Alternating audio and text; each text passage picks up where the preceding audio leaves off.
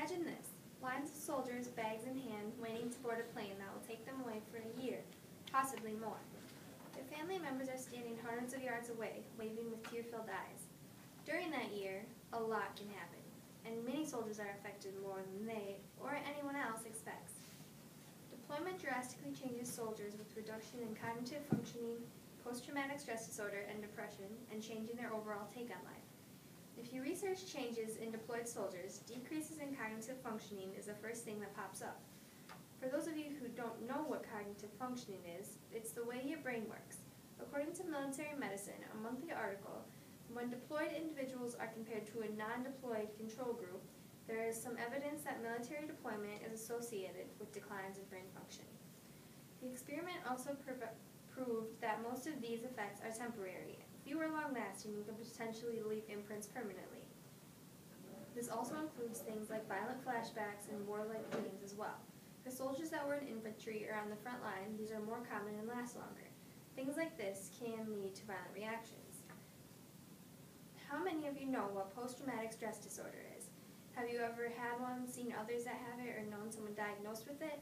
This is an anxiety disorder that occurs after you have seen or experienced a traumatic event. When it comes to military men and women, I'm sure it is obvious to you why this and depression are the most common diagnoses. According to Alpha Publications and the March article of Military Medicine, deployment location and duration can affect the likelihood of positively screening for PTSD and depression. Iraq and Afghanistan deployers are about 15% more likely to show these than those who are on ships. Previously deployed soldiers are 3 times as likely to be part of this than once deployed soldiers. Contradicting to this, my dad recently returned from only a year's deployment in Afghanistan. It was his first time, and when health checked, was diagnosed with depression. But don't let me give you the impression that only war zone soldiers experience this. Though the Army is most likely, all branches can be put through this. Neither of these things are permanent, impacts on cognitive functioning or PTSD. One effect that can be permanent, change in perspective. While interviewing my dad, one major point he hit was the way you see things differently after your homecoming.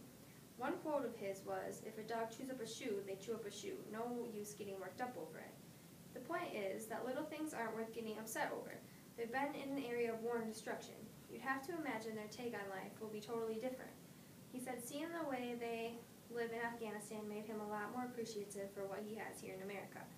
Although my dad is roughly the same, I'm sure many of you know of soldiers who returned home as completely different people. Soldiers die in these countries. There is more bloodshed than progress making and more lives lost than the dollar amounts people make for a deployment. My dad said he watched a teenage Iraqi boy, probably 14 or 15, hold up a gun to shoot and get mutilated and killed by an American gunner's bullets. It's a different way of life there, but seeing something like that happen sure would leave a lasting effect on you, don't you think?